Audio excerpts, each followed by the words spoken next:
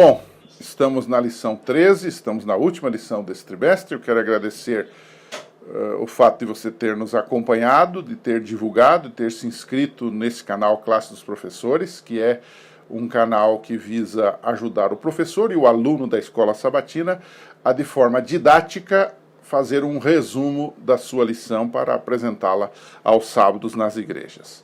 A lição 13... Vivendo pela Palavra de Deus. A tese, o tema principal desta semana é que não basta apenas ler, não basta apenas entender, é preciso viver a Bíblia, viver as Escrituras, os seus ensinos. E o que significa viver pela Palavra de Deus sob sua autoridade? Como podemos tornar isto prático na nossa vida? Eu alinhei alguns pontos. O primeiro deles é como viver de acordo com a Palavra. E a letra A, digamos, dessa discussão, o primeiro item é que você e eu precisamos ouvir e obedecer à voz do Espírito Santo. Foi o Espírito Santo que inspirou os profetas.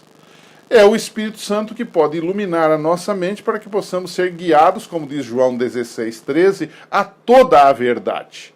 Então, estudar a Bíblia se requer clamar pela orientação do Espírito Santo. Porque se não for assim, não vamos nem entender, nem viver as Escrituras Sagradas. E as duas coisas, tanto entender quanto viver, nós precisamos da operação, da orientação do Espírito Santo. Esse é um ponto muito importante. Muitas vezes as pessoas se aproximam da Bíblia como um livro qualquer. Não, o Espírito Santo está na Bíblia, tanto na sua origem, quanto no seu desenvolvimento em nossa mente, em nosso coração e em nossa vida, em nossas ações.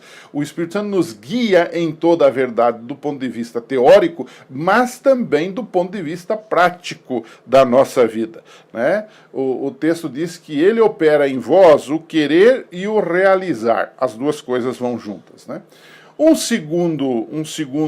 Digamos, uma segunda dica ou um segundo argumento de como viver de acordo com a palavra de Deus é aprender de Jesus.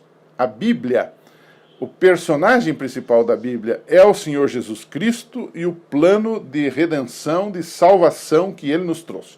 João 5,39 é um verso por demais conhecido. Ele diz: examinais as Escrituras, porque julgais ter nelas a vida eterna, e são elas que de mim testificam.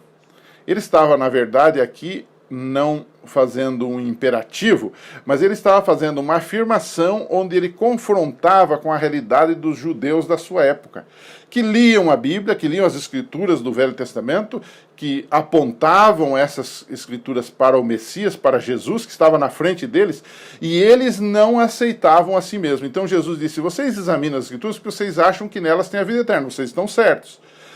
Todavia, elas falam de mim, e vocês não querem nada comigo, vocês não querem vir a mim para terem vida.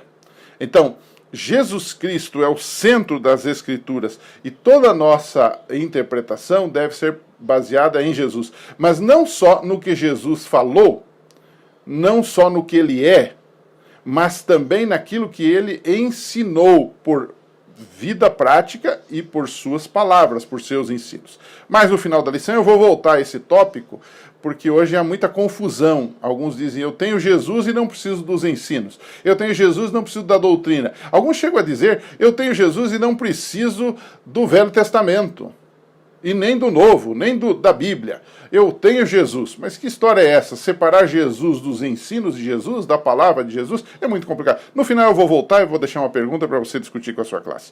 Terceiro ponto é lendo a palavra de Deus. É claro, eu não posso ter uma vida com Deus se eu não me alimentar das coisas de Deus. E as coisas de Deus estão na sua palavra. Então, ler a Bíblia diariamente, se alimentando das coisas de Deus. Quarto ponto é memorizando as Escrituras. O salmista diz: guardo no meu coração as tuas palavras para não pecar contra ti. Salmo 119, verso 11. Um famoso e conhecido verso da Bíblia. Então, a ideia de memorizar pode ser banal também. Alguém pode memorizar apenas para se sentir mais importante que os outros e dizer que tem a Bíblia de cor na sua cabeça.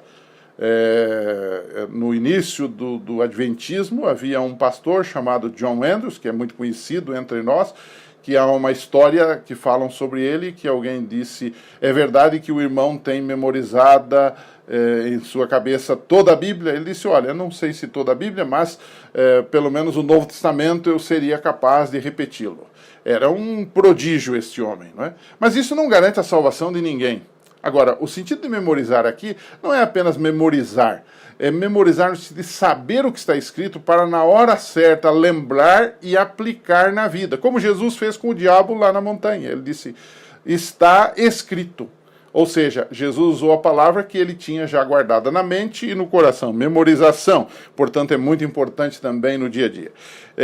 Um quinto aspecto aqui é louvar a Deus através de cânticos que nos lembram as Escrituras.